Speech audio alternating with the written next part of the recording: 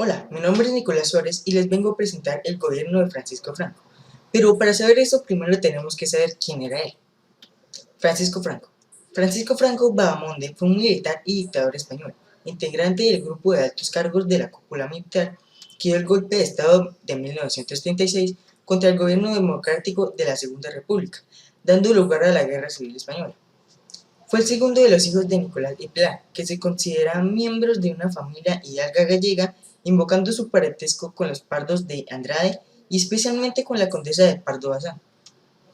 Él hubiera querido servir en la marina, así como lo hizo su padre, pero como la escuela de naval fue cerrada durante la crisis de 1898, tuvo que optar por la infantería, ingresando como cadete en Toledo en julio de 1907. ¿Qué fue el franquismo? El franquismo fue una larga dictadura personalizada en la figura del general Francisco Franco, quien acaparó todos los poderes del Estado hasta su defunción en 1975.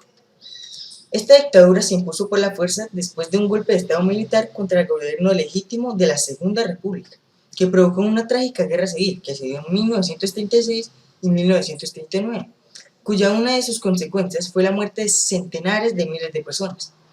Una de las características de estos casi 40 años de dictadura fue la sistemática represión que las autoridades franquistas ejercieron ya desde un primer momento y que continuaron una vez terminó la guerra. Esto explica la fuga hacia el exilio de centenares de miles de personas ante el avance de las tropas rebeldes.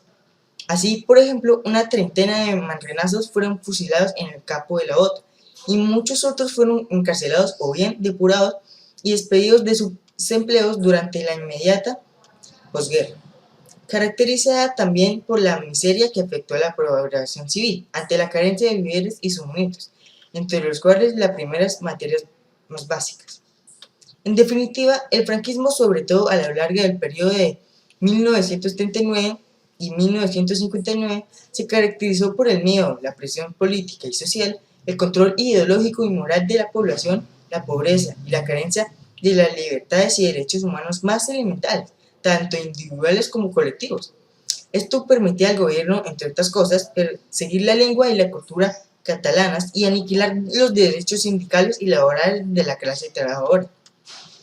Se trata pues de un periodo oscuro para una mayoría de ciudadanos y ciudadanas que no se podían expresar libremente, y al mismo tiempo permitía el enriquecimiento de algunos de los que colaboraron activamente con el régimen. La vida política de esta época se caracterizó por: no existía una constitución. En su lugar, Francisco Franco promulgó una serie de leyes en las que se negaba, por ejemplo, la posibilidad de salir del país y no había libertad de expresión. Todos los poderes del Estado se concentraban en las manos del dictador. Se suprimieron los partidos políticos y los sindicatos. El final del franquismo. El franquismo, el régimen de Franco, empezó a ser menos fuerte según pasaron los años, cuando comenzó la década de 1970. La política franquista atravesaba momentos de debilidad. La dictadura se acabó cuando murió Franco, el 20 de noviembre de 1975. Comenzó entonces el reinado de Juan Carlos I, que inicia un nuevo periodo de la historia española, la transición. Durante la transición, la democracia y la libertad regresaron a España.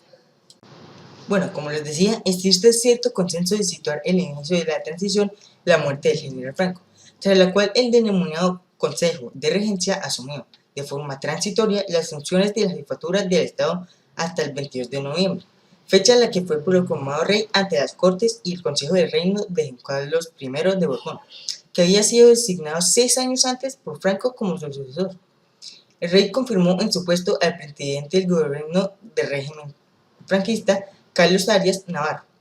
No obstante, pronto se manifestaría la dificultad de llevar a cabo reformas políticas bajo su gobierno, lo que produciría un distanciamiento cada vez mayor entre Arias Navarro y Juan Carlos I. Finalmente, el rey le exigió la dimisión el 1 de julio de 1976 y Arias Navarro se la presentó. Le sustituyó a Adolfo Suárez, quien se encargaría de entablar las conversaciones con los principales líderes de los diferentes partidos políticos de la oposición democrática y fuerzas sociales más o menos legales o toleradas de cara a instaurar un régimen democrático en España.